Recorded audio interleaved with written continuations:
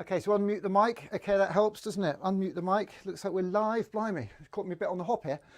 Got rid of my high vis, got rid of my hat. Looks like, which camera is it? There's a camera over there. Is it camera over there? Okay. Down here with my two boys, Sam and Jesse. We were here at the RSA, blimey, a couple of years ago. I don't know if we've got that film actually. Let's see if I can find that. Blimey, that was a laugh. So basically, in a nutshell, I'm a fellow of the RSA, the Royal Society of the something and arts, commerces and arts, whatever. Matthew did tell me once and I've forgotten exactly what it was. Fellow of the RSA, it's an organisation, it's all about change and making change, empowering people, bringing people together, thinking, talking and walking the talk. You've probably seen Ken Robinson's talk he did, the Animate talk he did here. Well, that was fantastic. So we're kind of in that vibe. Basically, in 11 minutes, we're live restreaming. I'm a fellow. I've been in touch with Matthew Taylor, the CEO of the RSA. This is one of his last gigs actually. He's leaving, sadly. He's off to the NHS. Talk about frying pan to fire. Blimey, that's a gig and a half. That's got to be. So we're just getting our act together. We're going to have a Zoom room. So if you're watching this live now, you're not going to be able to watch it all live here. I'll tell you right here, right now, because that's called restreaming an event. You've got to be part of it. We want to know who you are. We don't want any trolls. We don't want anybody throwing anything. I'll do all the trolling and I'll do all the overthrowing. So if you want to check this out, there's a link. There should be a link somewhere. I need to check it all out because we've only just gone live. I only thought about doing this about half an hour ago. So grab the link, go to the Zoom room, and you'll go into a green room on that. So basically, I'm here at the moment. What I was going to show you, that video of me and the boys, I'll show that later. So basically, if I click that button there, here I am on the main stage at the RSA. We're all ready to go. I mean, the RSA, as I say, is a fantastic, fantastic organisation, the Royal Society of the Arts and Commercial something or others.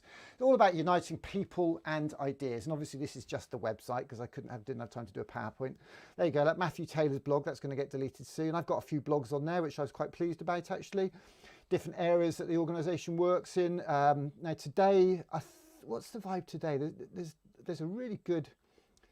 Matthew had a really good image in his email the other day, and future of work, regenerative futures, whatever it was, I don't know, I've got it somewhere else. Look at this, 30,000 fellows, nutcases like me, committed to changing the world. 250 events unlocking new ideas every year, 60 global change partners across the world. Yes, I can read, can't I? Yeah, that's always a good start, isn't it, when you can read. But that is the RSA in a nutshell, making a real impact and making real change.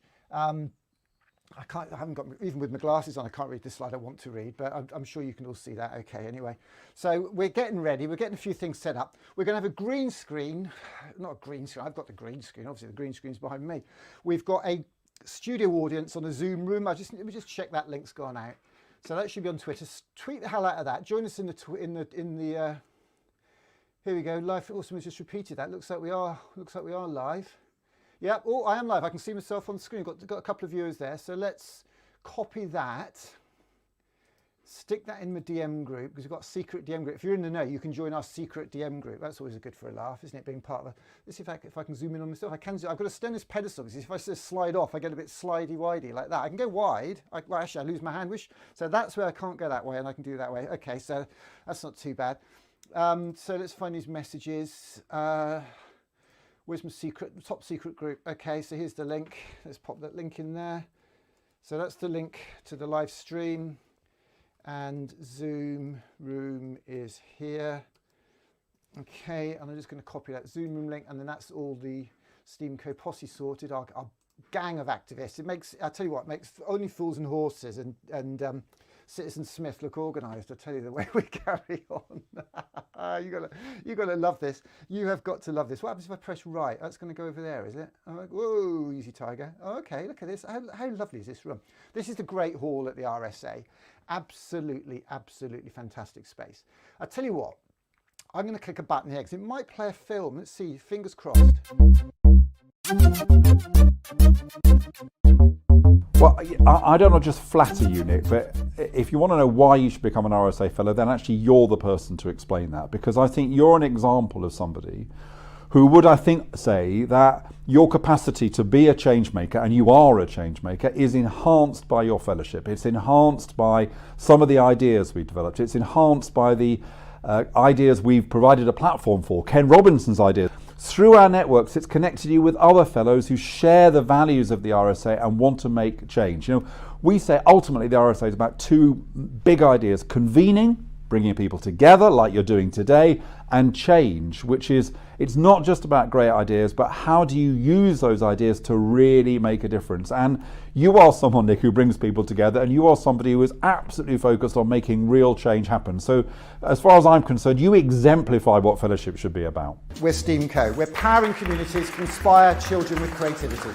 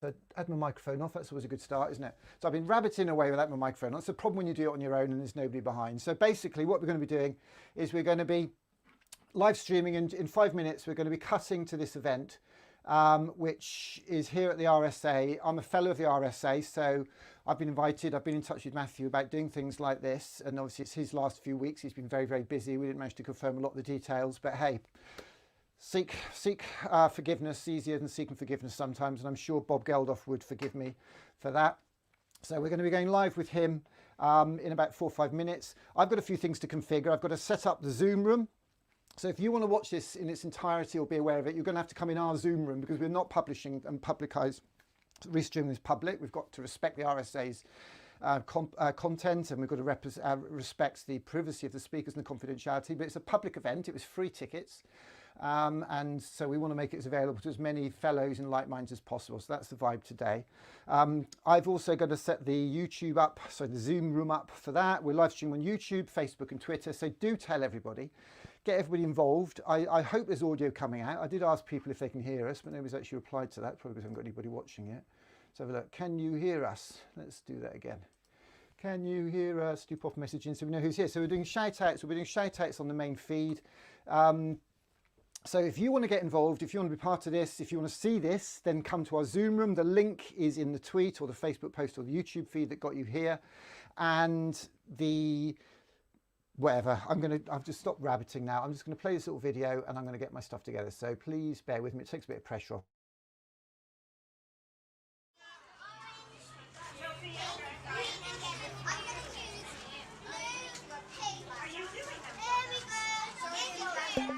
We're all born artists. The problem is to remain an artist as we grow up. That was Pablo Picasso. And I think We've got to help our kids, all our kids, aim high in life. Not just high, but higher than high. We've got to help our kids find their passion, their art.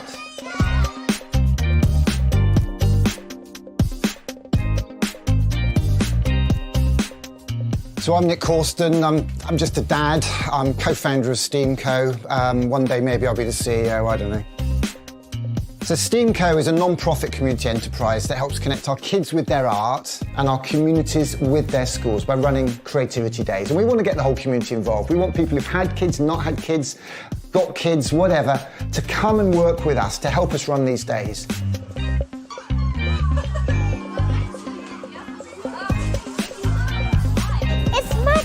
It's magical. What inspired me? Well, I saw a talk by Sir Ken Robinson. I read half a book called What's the Point of School? On what we should be teaching our kids. And I went to Camp Festival, which is really a Glastonbury for kids. And I thought, I want this in my kids' school. I've got a lovely little film my dad gave me of me when I was 1 and him with my first ever train set. And I show that to kids in schools all over the country. And how my dad gave me the greatest gift. He gave me my art. Because art is what we call it when what we do might connect us to somebody else. So art could be painting, it could be photography, it could be cooking, it could be coding, it could be dancing, it could be design, it could be DJing, it could be robots, it could be rockets. The fun, the excitement that we have making and firing rockets in schools is to be seen, to be believed. This is the best day of my life. This truck contains everything you need to run a creativity festival in a primary school. 30 coding kits with the BBC Microbit. We've got rocket making kits. We do cardboard challenge. We can do the egg drop. We've got a t-shirt printing machine so we can print I Love Art t-shirts. So the kids design their own logo, take a selfie. We've had thousands of posters of those done. That's with JR, French street artist JR. So we've got communities all over the country designing I Love Art logos, taking photos, and we sent them off to JR, and he's printed 1,000 of these off for us, which we're fly posting all over the country. So in lockdown, we got an Arts Council grant and we built a green screen TV studio. We've been live streaming events all summer. We did a 3-day Glastonbury event where we built a half-sized pyramid stage from cardboard and code and ran 3-day events. We had Martin and Gary Kemp. We had Glenn Matlock from the Sex Pistols on stage alongside community artists, dads and their kids. And we had a young lad from Leeds called Lenny who played his piano on stage, all virtual. And that's what we want to do. Lockdown's not going to lift in a hurry, and we're running festivals from a spare bedroom here in Paddington, but we need people involved. We want people to collaborate for creativity. I think they're doing fantastic work with STEAMco. For me, collaboration is everything. Elton John gave me the greatest gift. Actually, he made a film, I don't know if you saw it, with John Lewis, where basically he tells the story of how he was given a piano as a kid and worked hard and made literally about giving, philanthropy, altruism, charity, recovery, pandemics, power. What is the role of philanthropy in the 21st century, here and now? Sure, giving is good. We love to give. You wouldn't knock anyone who gives any more than you'd kick a puppy. But in a country where we give less than 1% of GDP to good causes, but we spend nearly 1/3 of GDP on welfare services, is philanthropy a lot of noise and not much substance? Is it worse? In an age of tech oligarchs, are we being zucked by a new kind of tech bro who answers the question of how you solve poverty with, well, we built an app for that. There's no doubt that philanthropic action has had a good pandemic. Mutual aid groups, vax volunteers, AstraZeneca not making a profit on their jabs, but it's the broader story of furloughs, Green New Deals, the point where we realize that big problems need not little platoons, but big government solutions. All this and more, we're going to be discussing with our wonderful panel. Let's meet them all before we get started. First, Paul Vallely, a renowned writer on ethics, religion, international development. He's visiting professor in public ethics at the University of Chester and a senior fellow at the Global Development Institute at the University of Manchester. He's also, Wikipedia tells me, a fellow Borough lad, so top man. Paul is the author of several seminal books, the latest of which we're here to discuss today. Philanthropy from Aristotle to Zuckerberg, which has inspired our get-together, and I hope we'll get into some detail over the next hour or so. Fran Perrin is the founder and director of the Indigo Trust, a grant-making foundation funding primarily in sub-Saharan Africa, which he established in 1999. Fran is also co-founder and chair of the board of 360 Giving, a fantastic initiative, campaign aimed at improving the use of data and evidence-based grant giving. And in 2012, she was named Philanthropist of the Inspiring Staff. And last but not least, we have Sir Bob Geldof. Now, if you've been with that well-known philanthropist, Elon Musk, on Mars for this last few decades, you might not know who my final guest is, but for those who are just re-entering the Earth's orbit, Sir Bob hit the airwaves as lead singer of the Boomtown Rats. He founded charity supergroup Band Aid in '84, Live Aid the following year. These raised over 150 million for famine relief and economic development across Africa. And in '86, Sir Bob was awarded an honorary knighthood for his charity work. He's the recipient of the Man of Peace title, along with numerous other awards and nominations. And he and Fran are two of many prominent philanthropic figures interviewed in Paul's fantastic book. Also, I should note, at the RSA, the Royal Society of Arts, we love a title, but Sir Bob has very kindly agreed that we should call him Bob. He insisted, in fact, we call him Bob for the rest of the talk. So that's what we'll do. Thank you, Bob. Look, thank you so much for joining us today. Let's get straight into it. Paul, let me start with you. I want to get into the book. I've written a book. What my publisher always told me was that a book is a line in the sand. They emerge to speak to some burning need. You spent 5 years of your life researching this work. I'm sure it draws on years and years of your work even before that. What was the burning need for this book? Why did this story of philanthropy through the ages in our time need to be told right now?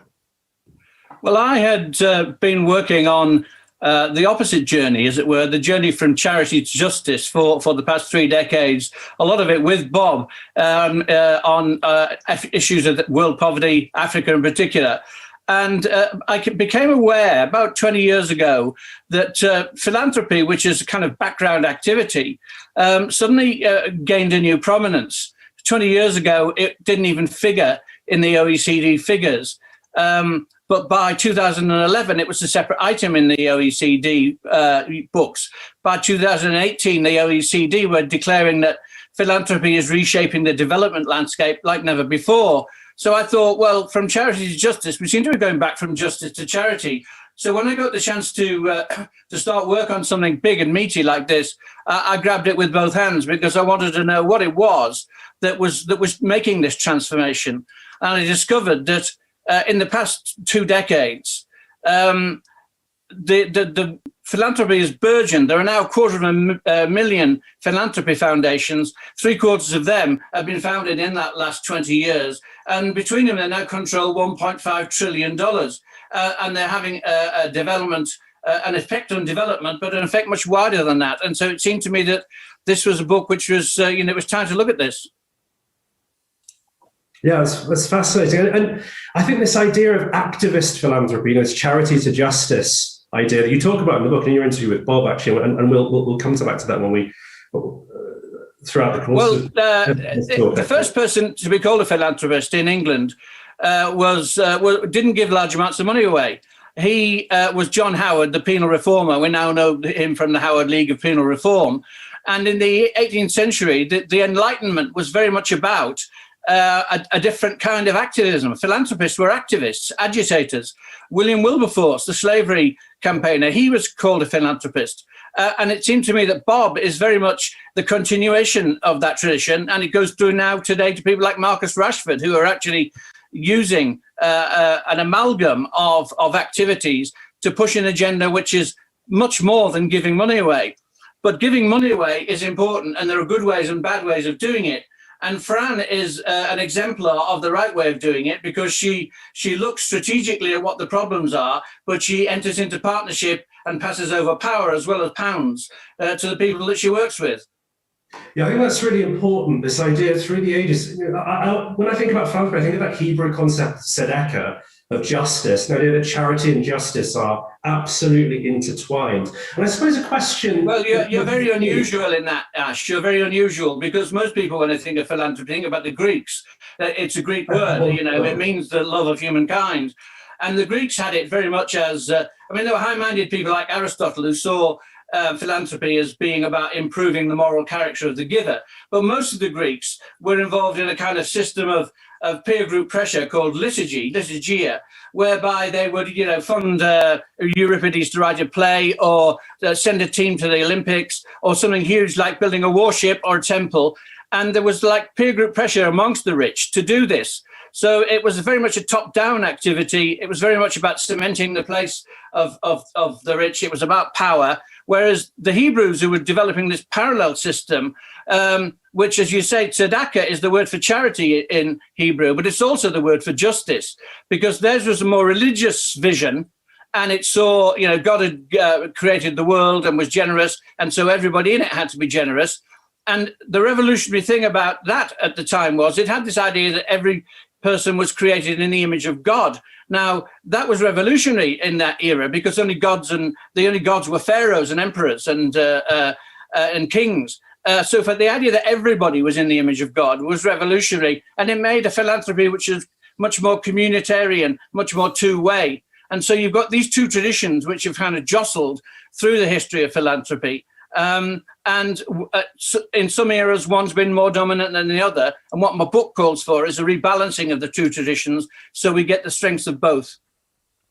Fascinating. And that's a really nice segue, actually, into Fran, your work, if I may come to that. My goodness, he's not mincing his words. As Paul just said, classical thinkers, there's often a sort of a split between, on the one hand, being obsessed with the virtue of the giver, the amelioration of the individual self, but also this idea, which to my mind is something relatively modern in the way we talk about impact and the effect that you're having. How do you know that your giving is making a difference? I always think about Thomas Coram, who's founding this charity, the first charity, or one of the first charities, registered charities for children in London, but its foundlings didn't live on average beyond the age of 6. So, a fantastic organization for Coram and his buddies to give, but what was the impact they were having? I'm not certain it's all that it could have been. In fact, I know that it wasn't. And I just wonder, Fran, if you think, in terms of the work that you're doing, that we're certainly becoming more tuned into the idea of impact. We talk more about it in these rarefied circles. Many RSA fellows run charities who are obsessed with theories of change and impact. Do you think we're on the right path towards pivoting from a philanthropy that's obsessed with the self to a philanthropy that caters for others? Do we have a ways to go? What's your take on where we're at with all of that? There's definitely a long way to go, partly because philanthropy is based on inequality. It's wrong that I have the ability to give just through a quirk of fate. I haven't earned this money, I've inherited it. And I wish we lived in a world where philanthropy wasn't necessary because that inequality didn't exist. But I'm very aware of the moral responsibility that I think comes with the ability to give. And I'd rather that people with money did give. And I can't really imagine why people wouldn't. When you see so many problems in the world, the ability to, in even a tiny way, make a difference has to be the most pressing thing. My worry is that philanthropy is really very unreformed. And you can look back at changes through history, but actually what we're doing now is still too similar to something that Andrew Carnegie would recognize. It's an old-fashioned model, quite often, of signing a check, giving it away. There's still a power imbalance between the giver and the recipient. And quite often it's reactive. It's based on things we're interested in, people we already know. It's often not strategic. And because there are no market forces in philanthropy, there's no need to revolutionize or modernize or hold ourselves accountable. And I think that's a huge problem. But that's why I'm thrilled to see there is a critique now. In the last couple of years, authors like Edgar Villanova and Rob Reach talking about the problems of philanthropy and how we can actually make it better. I think we do need philanthropy because there are things that governments are very bad at doing. Government's not very good at innovation, for example. So if we want things to be effective, someone has to pilot them. And I think civil society is great at testing new ideas. And I'd like philanthropists to give the risk capital for that. If it fails, I've just lost my money. But if it succeeds, it can be rolled out, scaled up. And as I'm sure we'll talk about, the role of the advocate, how we can influence government to do what it should be doing. We can't rely on government to always do the right thing. And sadly, we're seeing that with the current cuts to the international development budget. So I want philanthropists to step up, defend what we're doing and say there is a role for it, but also to say we have to get better. And if we want philanthropy to continue, we have to hold ourselves to account, be transparent, and take part in a debate that's honest about our mistakes. The effective altruism movement is really exciting, but everything that's proved to be effective now was unproven once, and somebody had to fund testing it, experimenting it, before we could look at what's effective. Fascinating. And there's so much that's rich there. And I just wondered, you mentioned some authors that are providing a critique. We'll add those to our reading list, I'm sure. But what about examples of practice that you've encountered? Is there anyone that is doing this really well that you think, that you really think, signposts a way forward? I think there are so many people doing it in different ways, and I could pick good examples, bad examples. But one of the problems is that there are so few philanthropists we know anything about, because it's still a very private world. And a lot of philanthropists doing the best work are terrified of publicity. I certainly started off as a very private individual. I didn't want anyone to know I had this money, terrified of the press. And so I couldn't learn from other philanthropists. I didn't have role models I could look to. So it was one of the reasons I try and speak more about it now, because I think there's a big role for donor education. In my mind, there's not one good type of philanthropy. You need to see what fits for the scale of your giving. Unless you're Bill Gates, there are very few single problems that you can solve as an individual. So where do you fit in that ecosystem? What's your own talent and knowledge set? I do a lot of work around access to information and the digital world, because that's what I know, so I can be a more informed donor. And what time do you have to give? It's not just the money. If you want to be a champion for a cause, you have to give your time as well. And you need to know how much of that you're willing to put in. Is this your day job or is it your hobby? So we need philanthropists who'll fit lots of different types there. And there'll be good ones and bad ones in between. Fascinating. And I guess, that's a wonderful segue, the idea of that, the public-private dichotomy and the public-facing philanthropist into your work over the years. I mean, you've obviously been on a journey, or several journeys. There's Live Aid, there's that famous moment that's captured in pop culture, just give, sort of spoken, this declamation, it was Greek tragedy to the television. It really worked. It was a pop culture moment. But since then, you've become less of it seems to me that activism has really enshrouded the work that you do in the philanthropic space. And you spoke about this in your interview for Paul's book. How do you feel that your approach to philanthropy has evolved since the Live Aid days in terms of the work you've been doing? And I'm especially interested in your work as a public advocate, and perhaps also even as your work as a lobbyist. It's a word that's often has negative connotations, but fundamentally there is a big element of lobbying to the public advocacy work that you engage in from time to time, isn't there? Yes, and arguably that's the most important. But I go back to something more fundamental and profound, which is almost dismissed. Practically everything that we've talked about so far is a result of a developing type of economy and therefore politics. And my pet logic at the moment is that there's an entirely new economy which is yet to be understood, that functions around the digital age. And it moves at such a scale that there is no known politics at the moment that can handle this massive new global 21st century phenomenon. And as a result, you're getting almost back to an old style, as we've heard, Carnegie type thing. And I've got a big thing for Carnegie. I don't think it's as cut and dried as Paul makes out in his book. I don't think he was guilt salving. I think he's a businessman who just thought, what's the point? At a certain point, money is valueless. You have none, it's got no value. You've got so much. Having everything is meaningless. Your 25th Picasso, your 8th house, your 16th private jet. So what do you do with it? that gives you the same sense of achievement that you would get from a great business deal. So Rockefeller and Carnegie went off and did profoundly excellent things. Actually, the Carnegie Libraries I'm a beneficiary of in Dunleary in Dublin.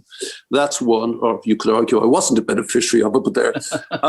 And I always revert back to this notion of charity, which does bear on the notion of philanthropy we're talking about now. It's a profoundly personal, individual act. And that always strikes me as being, this sounds mawkish, but deeply moving if I think about it. So you're walking by and you see someone homeless in the doorstep and you chuck them a quid. And it's no, not in my name. Let me give you a hand up here. And the most I can do, and the most people can do, is put the pound, the euro, the dollar, the yen into the charity box. That is a profound act of almost unconscious humanity. No, I'm not standing for this. And the most I can do, even in that fleeting instant, and Valley deals with this in the book, sort of the genetic, almost altruistic notion, which I find really interesting as a phenomenon of Darwinism or Dawkins, as he talks about. One of the more interesting characters in the book, George Price. You see, the point is to pass someone by, whether it's on your TV screen or in the slightly warmer porch of the local bank, and to not even acknowledge it, not to see it, is a grotesque human failure. On the other hand, to pause, and again, because it's so ubiquitous now, many of us just, there it is again, but to pause and extend the hand of fellow humanness, not humanity, but humanness, I think is the essence of what it is to be alive. And to fail to do that, then something in the human spirit withers and dies. So you are less alive to the world by ignoring it. That's the first thing. The second point about charity is that when you put your quid in the UNICEF box or the Oxfam box, you are enacting something ancient and profound, genetic, altruistic, and necessary. But when 1 million people do that, then it is profoundly political. And politics are only about numbers.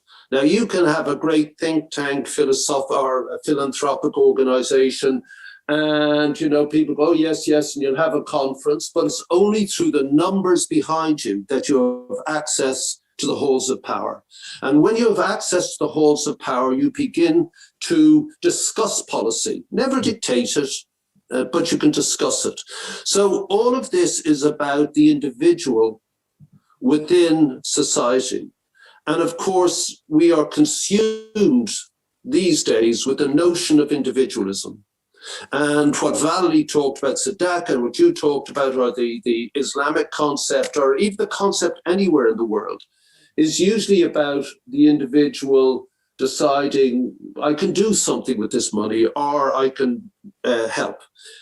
The paradox of individualism at the heart of it is that it only works when we act in concert for the common good, because we will not survive alone. So that's, to me, the impulse.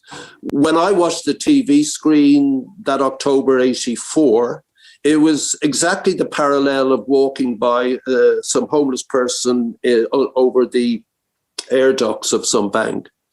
We were made alert to something, and unbeknownst to me, it was sickening to everyone in the UK. It was monomedia. It was the BBC ITV. It was the 6 o'clock news. Of course, there were other people watching. I just didn't think that. So I responded in the way I knew how. Immediately, I went to Africa with Paul, who I'd followed his reading in the Times to get more of an understanding of this. But largely, I was sickened and ashamed and angry. So they're the responses. That was it. And of course, Midge and I wrote a corny song about, hold on, we've got this, they've got that. And I think the line that people remember, and that I had a huge argument with Bono about, and which still kind of works, and which I think we're kind of arguing about now, is tonight, thank God it's them instead of you. Mm-hmm. You know, and it's that, hold on a minute, you know, what's going on here? And when I trolled on that first trip through this misery, I came armed with an amnesty report. And when I met the various leaders, I felt out of my depth, and I felt nervous that I was letting everything, including myself, down. But I would open the amnesty report on the necessary page, because I quickly understood that famine in our case was a function of economics, that we would not starve in the UK, we would not starve in the US, well, they do, but we would just simply import food if that was the case. And of course, Amartya Sen has written, you know, his Nobel laureate is on this basis. And so that was the steep learning curve. And from then on, it became necessary to do Live Aid, because certainly Band Aid hadn't achieved enough. Live Aid needed to immediately deal with the dying. But what Live Aid mainly gave us, besides, I suppose, £1 billion in today's terms, was access to Margaret Thatcher, to Mitterrand, to I can't remember who the lead, Reagan, and that sort of crowd. Yeah. And that began. It wasn't that I was naive about politics. I was always interested in it, but it led to Live 8, which is, you didn't mention it, and it's odd because it was quantifiably greater. And it came about because, again, this thing about being able to mobilize the political forces largely, it was the numbers of Live Aid watching the television that gave us 1.2 billion people in our back pocket. Gradually, a generation came to power who had been part of Live Aid, and I was able to persuade the Prime Minister that we needed a newer branch report, but one with teeth. And Valerie and I sat on the culture part of this, because culture had been ignored. And I go back now to the previous point about Indigo, that the people in whose name we were doing this, and we were, had really not been consulted. And why a lot of the failure of developmental aid had failed was because of unknown cultures. We really didn't understand how all of this worked at the other end. And I think even for Paul, it was really interesting. I mean, this was profoundly interesting. I quite like this stuff. That's the odd thing. You know, I didn't know it, but I'm a bit of a geek. And the next part was to force Blair and Brown to enable this commission report, which was really good. I'm not proud of much.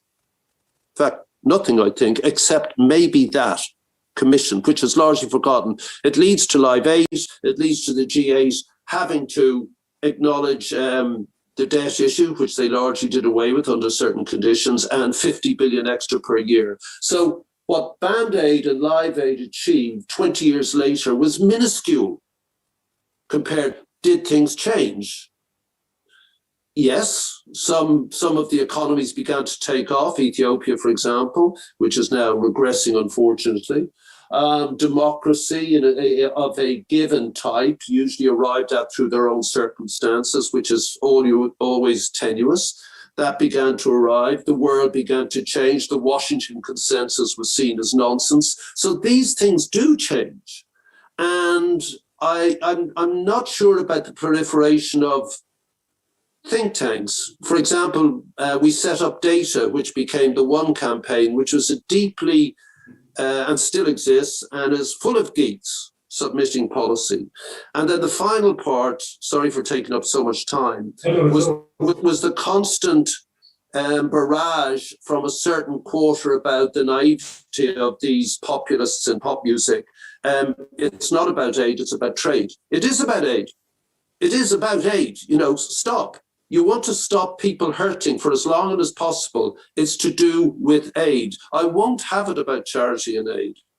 Those people who are charitable, great. I won't have the diminution of the words. The key words have been human, charity and love. And one goes on to the other without being hippie about it. But DJs these days can't say it without using a sort of Barry White type voice. He, our favourite charity, they say it, Lurv. They can't say it without postmodern, quotes around it.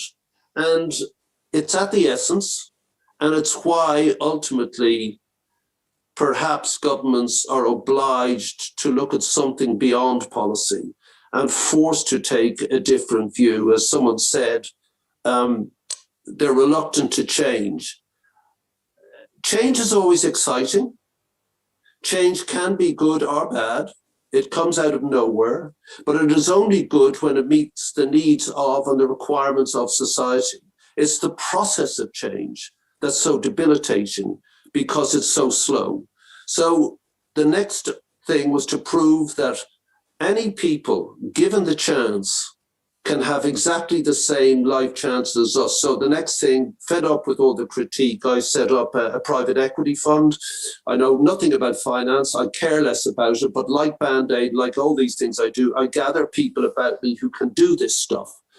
And we raised $200 million around that and invested in 8 companies in Africa, which has done, some are great, some are not so great. We're exiting them now, but I wanted to, we employ about 10,000 people in Africa. That directly affects 150,000 families who are now stable with stable incomes, with education, with housing, etc., etc. But I wanted also to give a return to people in the West. I wanted capitalism read in tooth and claw unashamedly. I don't take anything from it, obviously, but the people who do, are PE dudes. So they were prepared to do that. So it comes in all guises. It isn't charity, it isn't philanthropy, it's a whole notion of how the world works and how it can just work better.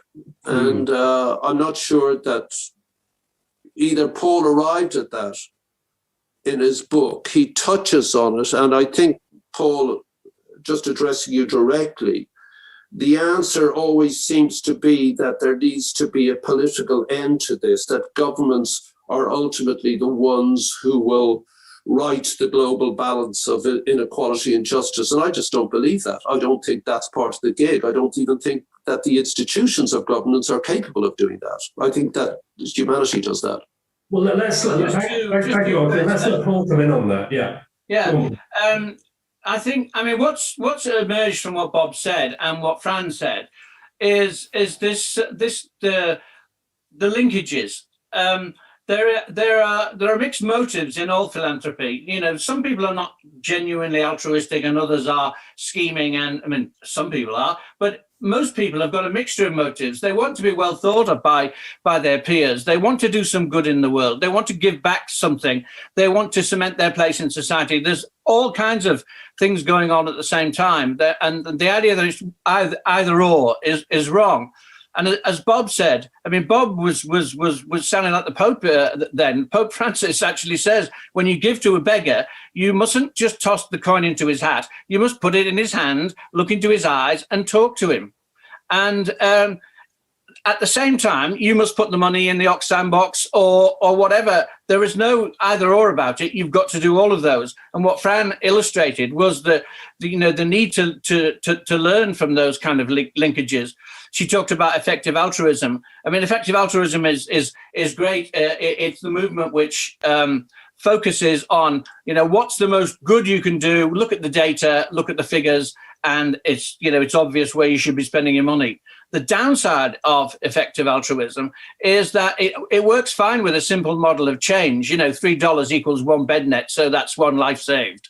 But it doesn't work well if you're looking at something like an international human rights organization like Global Witness, which is looking at the activities of international mining and logging companies and their impact on human rights and in the environment. And, there's no simple theory of change. So effective altruism doesn't work there.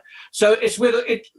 The conclusion I came to after 5 years working on the book was that there are valuable things in all these different spheres. And in the democratization of philanthropy through things like comic relief, through crowdfunding and so forth, there's value in all of these areas. The key is to try and work out where those different areas do that best and where they are actually, wasting effort. And if you can bring the disciplines to bear upon the humanity, so you're uniting the head and the heart, then in all of these areas you can find valuable ways of going forward. What is that? There we go. Yeah, I think it's really interesting. In my book, The Moral Marketplace, I dive deep into some of these. In the centre of London, fantastic building where 30,000 fellows call their home, the base, the Rotham's coffee shop in the basement underneath there. And I am Nick Corston, I'm a fellow of the RSA. And we're live streaming today. We're restreaming an event, a book launch. Talked about, absolutely, and that Fran indulges in. I mean, there's the risk of consensus breaking out. There are good things to be done in all these areas, and the people in this room are part of it. But let's smash the consensus, because why not? I mean, we have a brief time on this planet. Let's smash the consensus. Isn't the problem here? This is put to me actually on this stage. Well, not this stage. I'm in my kitchen, but on the RSA Great Room stage by a guy called Anand Girdadas, who's looking at this stuff from the American perspective. He's a journalist. He's not an economist. He's not a finance guy. He just says what he sees. He has an opinion. He writes about it. But his critique, it seems to me, is Aristotelian. What he asks is, okay, people like me can talk about financial instruments. People like Bob can set up their ventures and their incredible incredible ways of working these cross-sector partnerships. People like Fran can talk about impact. But this is a question for all of you. Please jump in. Isn't the question here rather simple, which is about virtue? Are these the people we really want to have this much power and agency over the futures of others? Do we really want people who we have no control over having this much real objective power over people's lives, with philanthropy and philanthropic impulses, social investment, social entrepreneurship being merely their conduit, their vehicle for that power? Well, I'll let a virtuous system in that. I'll let the others talk to the specifics there, but on a general point, Anand is the opposite of Aristotelian. He's got no concept of moderation at all. He's not got any concept of good coming in various different places. He takes a kind of, in the old 60s view, a revolutionary socialist view, which is kind of like, pull it all down and start again. Taxes, taxes, taxes. That will solve the problem. Well, it won't solve the problem because, as Fran has pointed out, philanthropy's got a really important role to play in taking high-risk, innovative strategies, in bolstering small groups in civil society who can, to give a voice to the voiceless against the market and the state. If you went down the route that he goes down, you just end up with Edmund Burke famously said, nobody made a greater mistake than he who did nothing because he couldn't do everything, or something to that effect. Yeah. And Anand's formula leads you down that cul-de-sac. I would add to that and say, I think Anand's asking the right questions, and it's striking that before recent years, there hadn't been a good critique of philanthropy. And that's not healthy. If we all sit around patting each other on the back, then we get stuck. And we also can't call out bad practice. So actually, I think most philanthropists do have good motivations and are trying desperately to do the right thing. But that doesn't mean that they necessarily are. And we have to acknowledge that sometimes philanthropy can be just ineffective. That's okay if we acknowledge failure and try to do better. Sometimes it can actually be harmful unintentionally. And there are some great American studies on charitable interventions that have actually made life worse for the people they're trying to help. So I think we have to challenge ourselves and hold each other accountable to say, we may fail, sometimes that's okay, but are we always striving to make it better? And because it's very hard for people outside of philanthropy to change philanthropy in any way. If philanthropists don't want to do something, it's really hard to make them unless you regulate. So we have to hold each other to account and constantly try and improve. It's why I set up 360 Giving, because if we can't see what other philanthropists are doing, then how can the public judge whether it's valuable or not, whether it's legitimate or not? So I think we need philanthropists, and they have to have some power because the government isn't always perfect. it won't always agree with me on the need for international development or protecting reproductive rights in America. You want to have that neutral, independent charity sector, but that doesn't mean we'll always get it right. So I think Anand goes too far one way of saying it's all terrible, but we shouldn't just say, well, we mean well, so it's always perfect. How do you get that? So, but Fran, how do you get that balance? Because you articulate very effectively, I think, that there is a balance to be struck. And I think this whole conversation so far has been about balance, which is really interesting. And I think that itself is very Aristotelian, isn't it? The idea that you don't want to give away everything so that you starve, but you want to give away enough so that you're not hoarding. But how do you get that balance between... So the pandemic is the obvious example of this, right? So I said up top in my disquisition that the philanthropy has had a good pandemic in many ways, mutual aid groups, philanthropy being a big part of the vaccine rollout and so on. But also, it has contributed. This is not a criticism of the individual involved, but Bill Gates, for example, and his work on philanthropy has been the centre of a maelstrom of disinformation, stoked by his fellow tech heads. And there is an argument that the power that Bill Gates wields itself has made the rollout of the vaccine quite difficult because people, they're confused. I've got to challenge you on that. Yeah, you're just wrong about that. We'll break the consensus right here, which is Bill Gates' funding of vaccine research and basic science research and funding health systems in developing countries has done more good in fighting the epidemic than probably anyone else. You've also got philanthropists as distinctive as Dolly Parton, who gave $1 million to fund vaccine research, of which she was then the recipient when she received her own vaccination. The misinformation about the vaccine doesn't come from Bill Gates. It doesn't come from Silicon Valley. It comes from conspiracy theories or just members of the public with normal fears. We wouldn't have the kind of pandemic response we've had if people weren't funding scientific research years ago. There are many ways you can criticize the Gates Foundation, but not for this. Let me just add to that before you move on. I mean, Gates is probably the single human being most responsible for the eradication of smallpox on this, of polio on this planet. He used to cripple 1,000 children every day, and it's gone.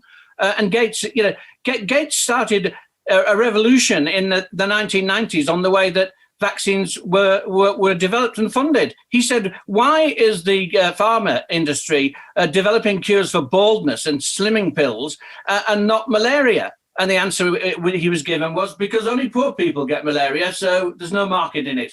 So he said, well, how do we create a market for it? So he came up with a formula, which was he went to the pharma companies and he said, how much would you need to do the R&D on this? And then he went to the government and they said to them, if you would get guaranteed you'll buy 1 billion doses of the malaria vaccine, will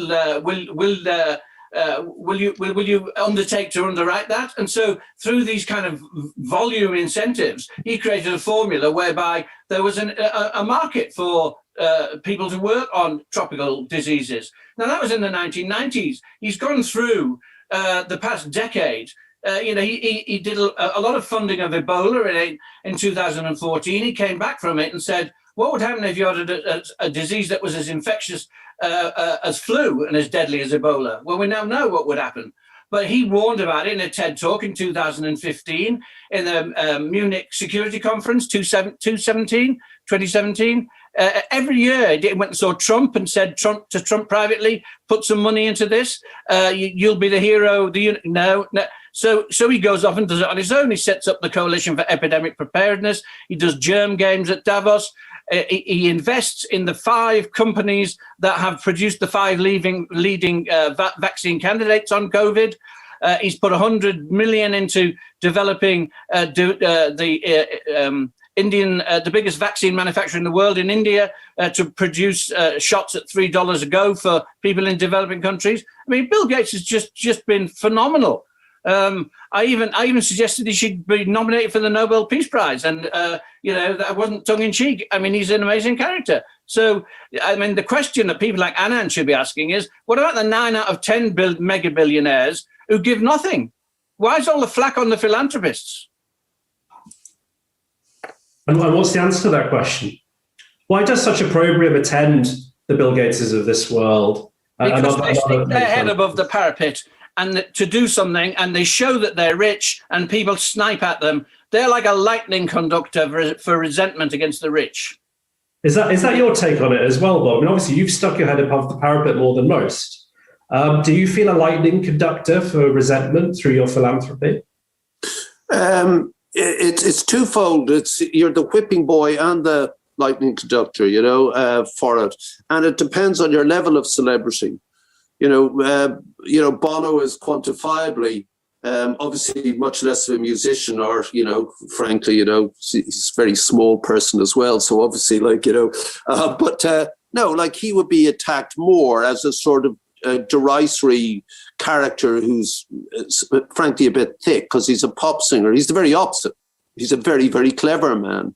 I completely agree with Paul about Bill Gates. He shouldn't be nominated. He should have got this thing, the Nobel Peace Prize. He is an extraordinary individual and has achieved, in the world, historic terms. The question to me is this. The critique always of philanthropy and charity, almost the criticism is, it's none of your business. Why do you do it? It's always for your own game. Leave it up to governments. But the thing is, governments are simply not going to or not capable. International development aid is a kind of societal philanthropy. We've sort of third-handed it off to government, and it's about as effective. It's probably less effective than people who are engaged in large philanthropic exercise in the first place. It's also an instrument of policy. It's to do with soft power, etc. You can see it with Raab and Johnson slashing one of the great achievements of, Cameron, I guess. And, it's deeply resented by those of us engaged in this thing. Incidentally, Bill Gates was very behind moving that agenda as well. What would happen if there wasn't philanthropy? What would happen if the charitable impulse was so neutered by the impossibility of achieving anything, by the prurience of the television news become so numbing that we just believe you can't do anything, that change is never possible? And that's really the interesting thing to me. I find a lot of the people, who pitch up at Davos and stuff like that, though I've never been because I just couldn't stand it. I'd go nuts. But, they're pontificating, and that drives me as much nuts as anybody else. But what would happen if Warren Buffett just died with his billions and didn't get rid of them? Or if Gates hadn't directed him in a certain direction?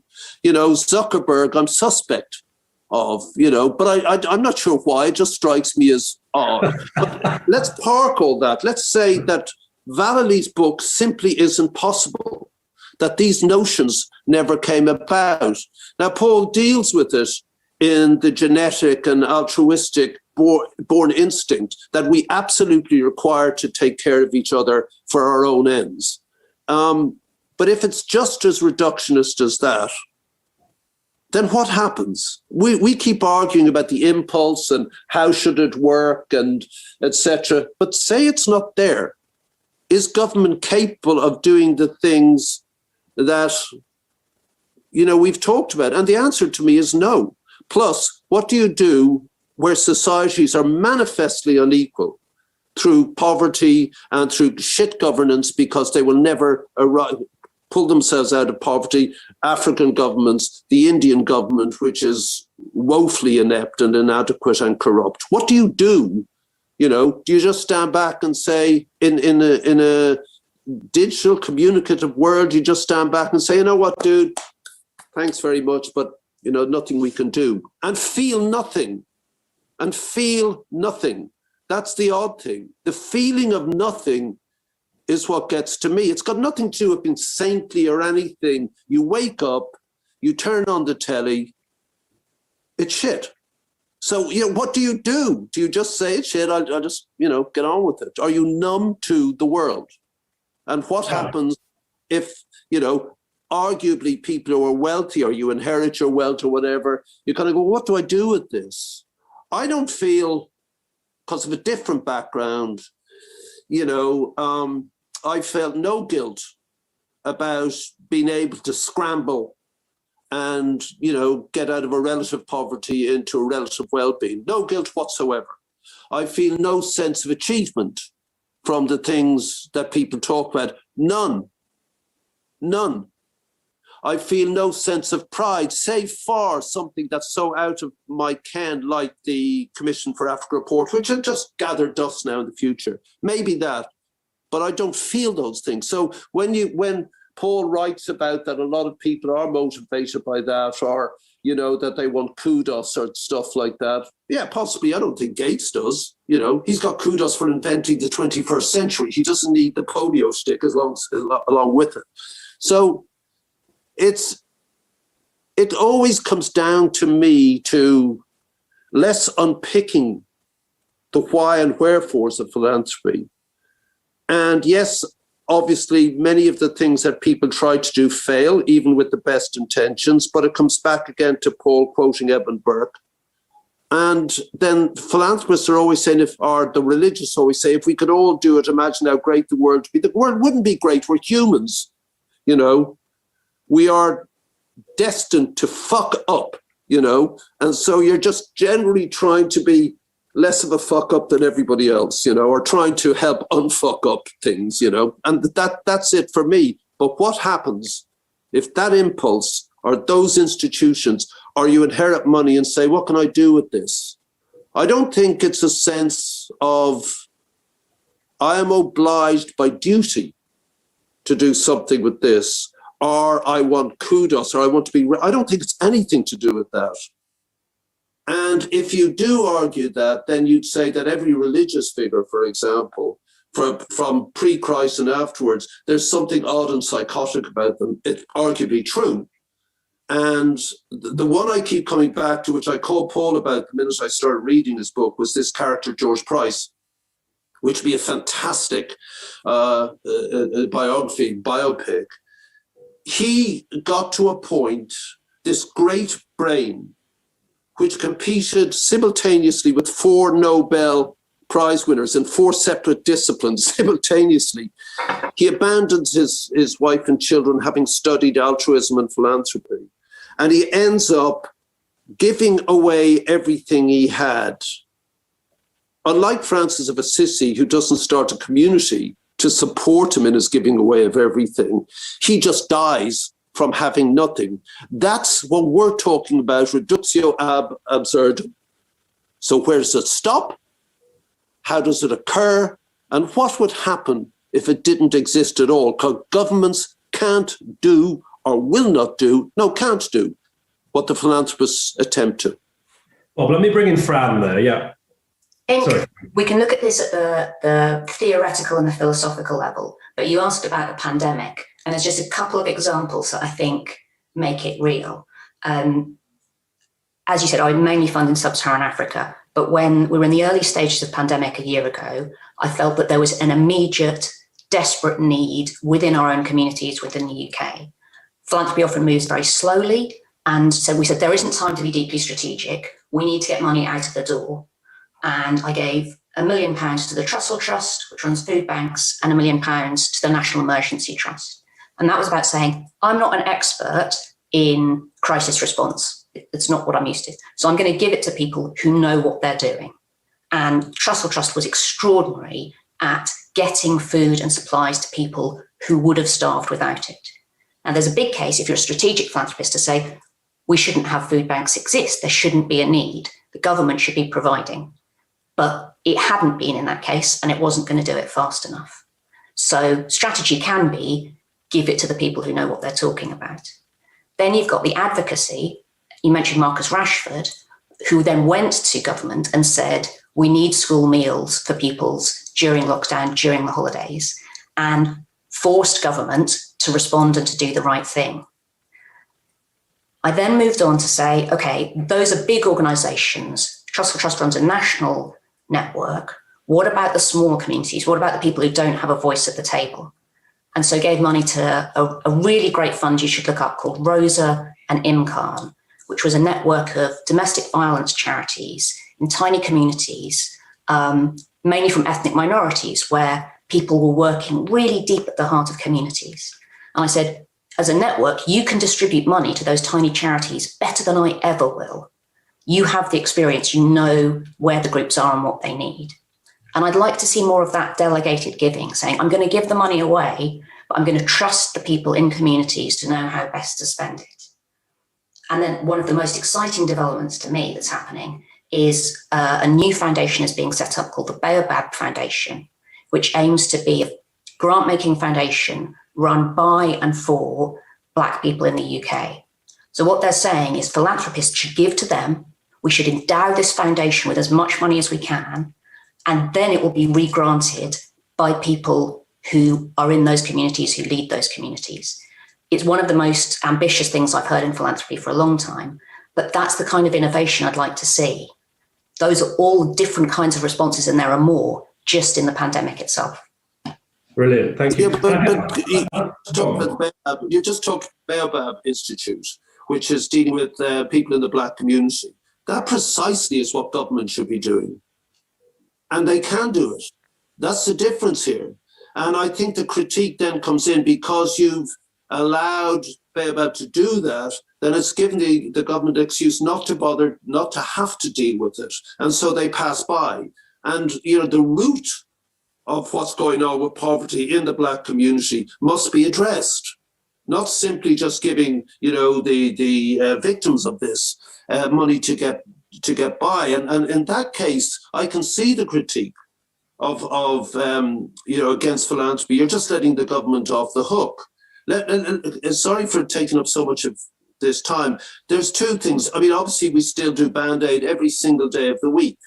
And if I get satisfaction out of anything, even though the lobbying and the policy have made much more difference, I go back to the Band-Aid stuff. Obviously, we're dealing with the horrors in Tigray. I think about 4 weeks ago, 12 schools that we paid for were razed to the ground, teachers raped, the male pupils were brought home and made to rape some of their family members. And so that goes on. BBC really haven't covered this to their disgrace because they couldn't get in, was their excuse when I called the foreign editor of the BBC, why aren't they there? That's heartbreaking and disgusting. But while we'll deal with that and the refugees and the internal displaced people within Tigray and on the Sudanese border, we also fund an organisation that came out of Band-Aid. Two Scottish guys saw Live Aid and start doing something. As you may have heard of, it's called Mary's Meals. And Mary's Meals is really simple, and I love it. They give one child every day one guaranteed meal. Now, I can't think of anything more fundamental, more basic, more simple. My problem is that year after year, as more children get a meal, these guys have to keep fundraising more and more. It's like a developmental Ponzi scheme. What happens when 1 year a funder drops out? How many thousand children don't get a meal? At the moment, we're funding, I think are helping to fund 120,000 children in the Tigrayan capital of Mekelle. 1 meal a day. I love it. It just appeals to me. That's why what I saw on telly. And they're great. That's one. The people who build the schools are a local NGO. It's a tiny little agency called Asset out of the UK, but it's a local thing. The second example I want to give you is when the people who we brought in to actually run Band-Aid, who all did it for free and were extraordinary and built up quite a big organization, which we had built-in obsolescence because I didn't want to be Oxfam 2 or whatever. But they taught me a lot. And one of the things that Penny Gendon, who was brilliant, who ran it, she came to us with a small little project. I can't remember what country it was, but it was small. And it was the women there wanted to buy 10 goats, I think. They had a couple, but they wanted to buy 10. And the argument amongst the trustees, the 6 of us who are still there, we're not in the business of social engineering. Penny's point was that the women, this will give the women agency. It will also be, a business that they can possibly move into cheese or something like that, whatever. But anyway, we went for it, even though our business was not in trying to change an entire society, even if it was a small little village. And the women were given nothing. I think it was literally $100, and with that they bought 10 or 12 goats, I think it was, possibly less, and they did very well.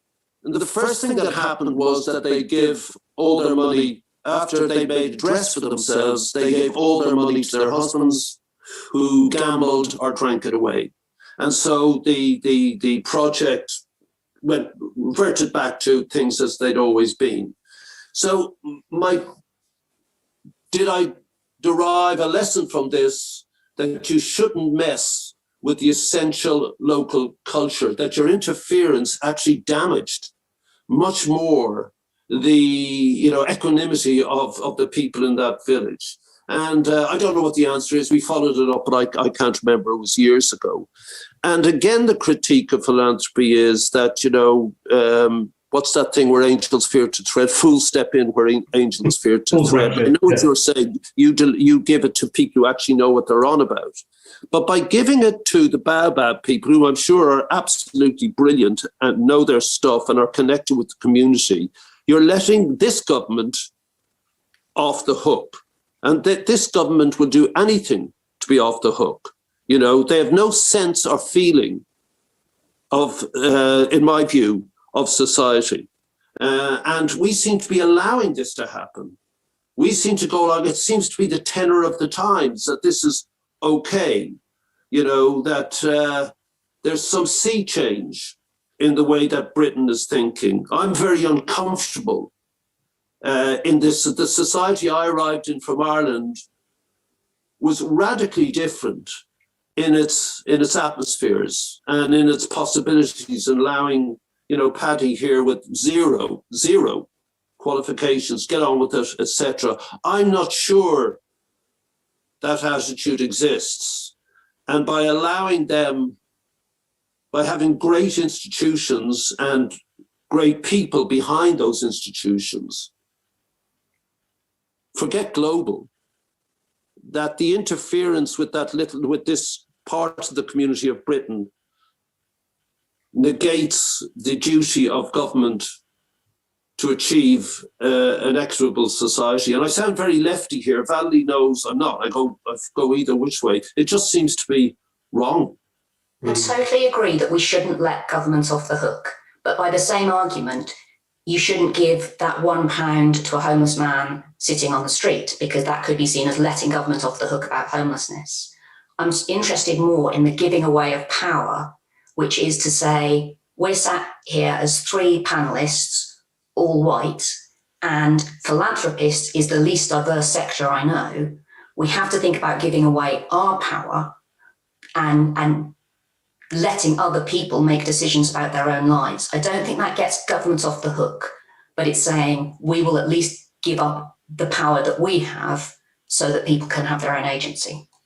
Your point well made.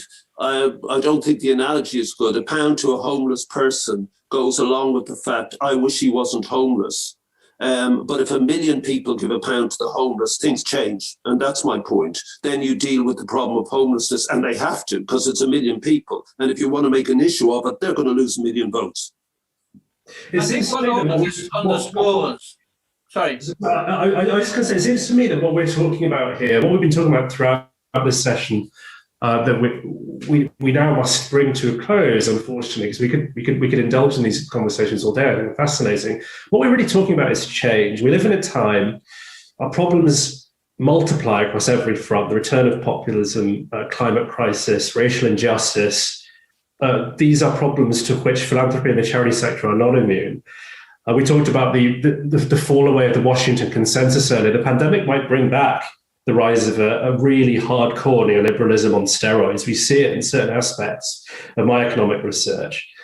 So it seems to me these battles are never won. It's actually Thatcher who said the battle for our ideas is never over. We're always fighting it. And I suppose my question, this is the final question, I want to give this one to Paul, actually, to give him the final word on this, but also to get what he's learned from researching this book is what is the future vector of philanthropy's contribution to the fight for change, for sustainable change, for lasting change, given all the problems we face? What is the future of philanthropy in a time of multiple crises as we live in now?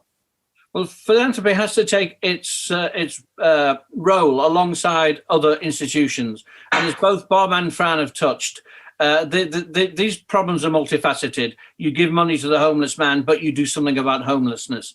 You give a meal to the starving child, but you try and change the governance structures of the country, which have brought about the conflict, which have led to the child being starving in the first place. And there's an interaction between philanthropy, between government, between the business sector, and between the ordinary citizen and the activist. They've all got something to contribute. We're very preoccupied with the pandemic for obvious reasons, but you mentioned in passing there climate justice, and I think that climate change is the huge problem on our horizon, and our generation really have passed the buck. And building back better means building back greener.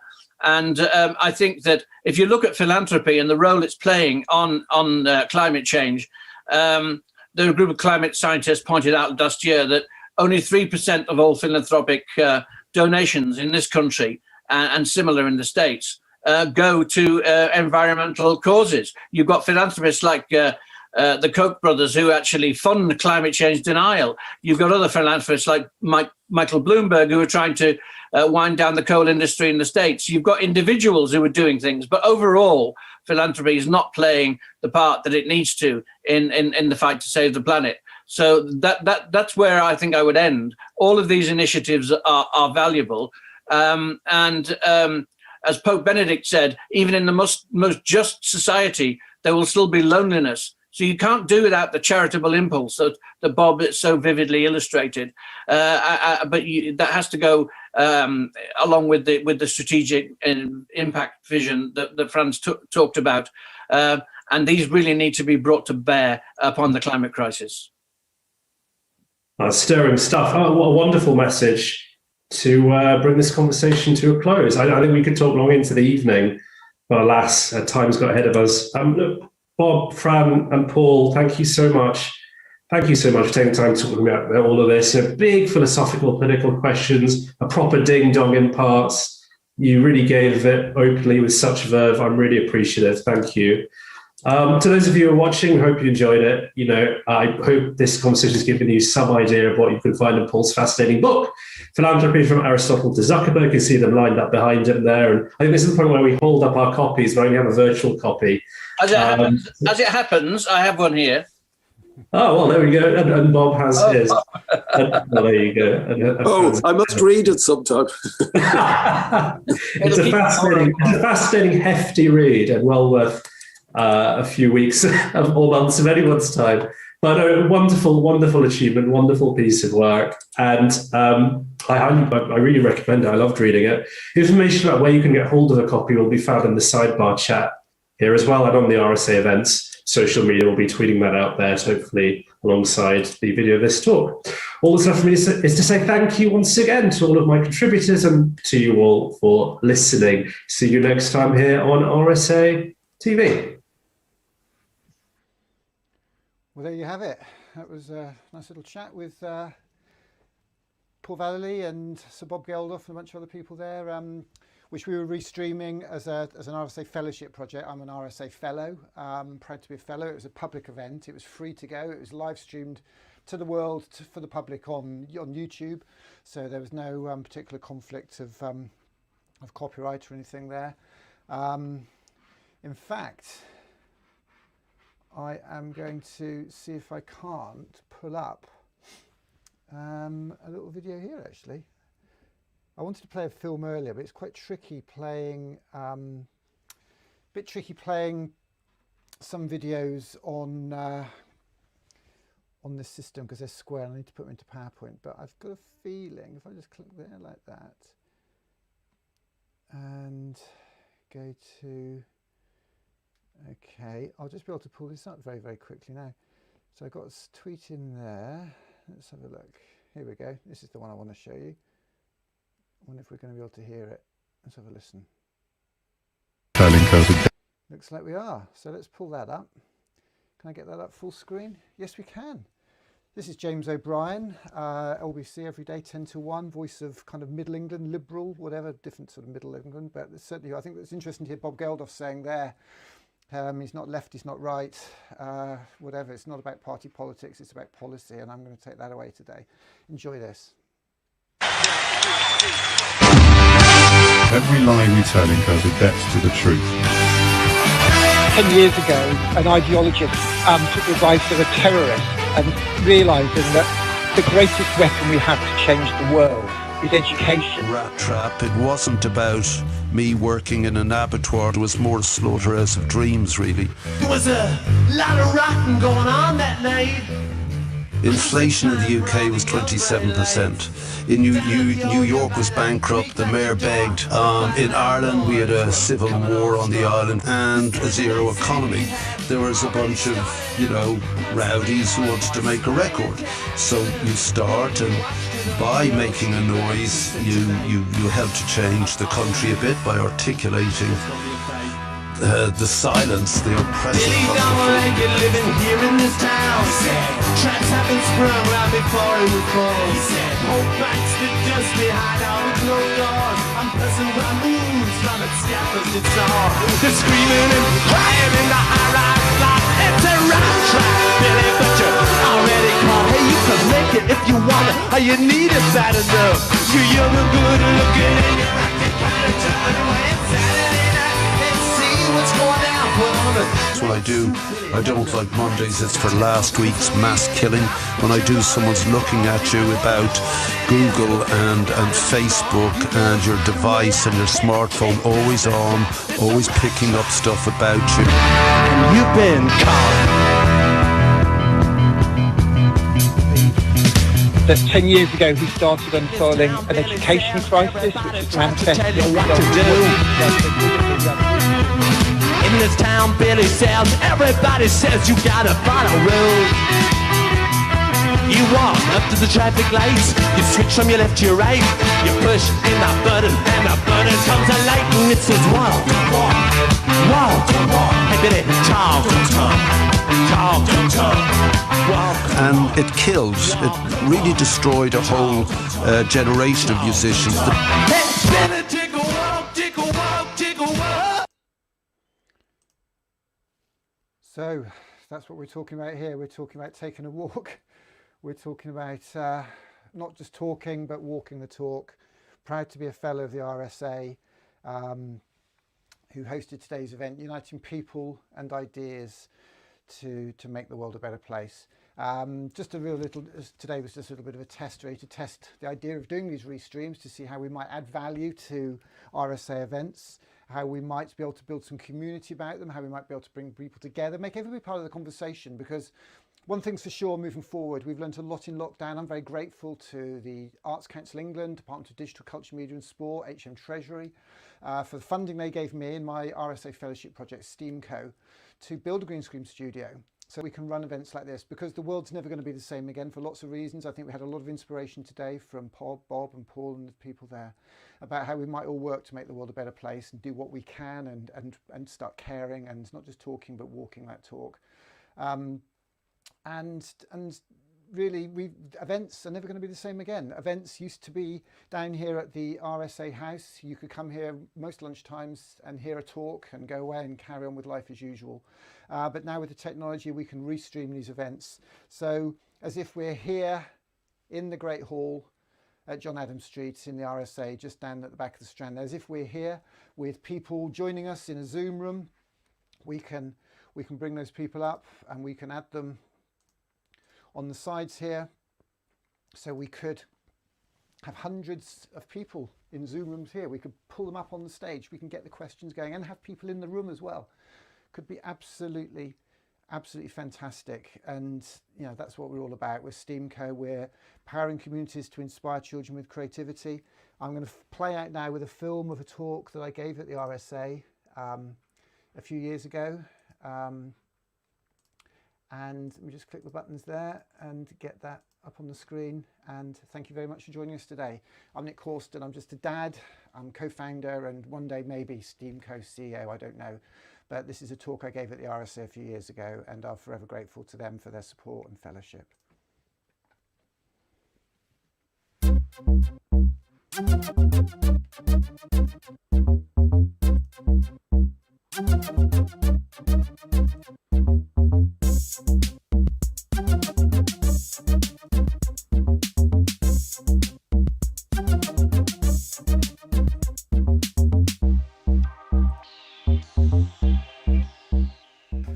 Show of hands for everybody who's watched a TED Talk or one of the RSA films. Go on, it's one hand, two hands. Somebody's got two hands up, brilliant. Keep your hands up if you've seen one of my heroes, people like Ken Robinson, Seth Godin, Guy Claxton.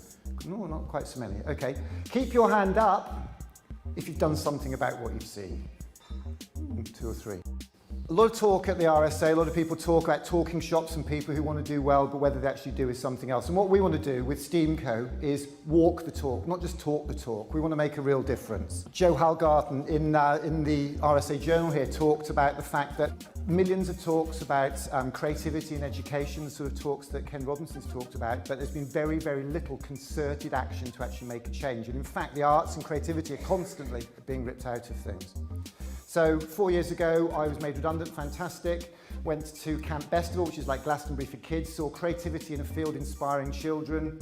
And I also saw the Ken Robinson talk and thought, hang on, what are we going to do about this? So my wife, Amanda, and Jackie, we brought creativity into our schools. We powered our community to inspire children with creativity by running a whole range of different activities. We've taught every child in the school to code Raspberry Pis. We've built electric cars that we've raced at Goodwood. We've done 3D modelling. We 3D printed our headmistress. I smuggled this thing back from America the other week. This is a paper rocket. I hope we're not going to take the plaster off the roof, but let's have a go. 3, 2, 1, fire that. There you go. That actually goes 300 feet in the air when we put 220 PSI into it. Thanks for that. We're having an awful lot of fun. We're inspiring communities. We bring parents, creatives, and the whole community into schools. 6 creatives typically from outside organisations.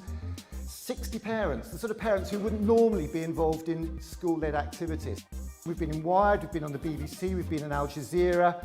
The key thing we want to do is bring creative ambassadors, creative people we're calling inspirators, people like Paul Smith, James Dyson, Johnny Ive, Heston Blumenthal into schools as well. So what can you do? Well, what you can do is you can come and see us in the corner in a moment. We've got a simple little postcard here. If you know somebody in a school, you've got children in a school, you're interested in schools, you're creative, you haven't got children, whatever, there is something for you to do to connect your creativity with schools. Get one of these postcards, go to the website and sign up with whatever skills or whatever you can add and whatever you can offer. We're trying to get funding together. There's a national lottery funding round coming round next year, the Power to Change Fund, which we were trying to get hold of. Last week, we had verbal commitment from one of the UK's biggest companies to sign up. So thank you very much for listening. We're STEAMco. We're powering communities to inspire children with creativity.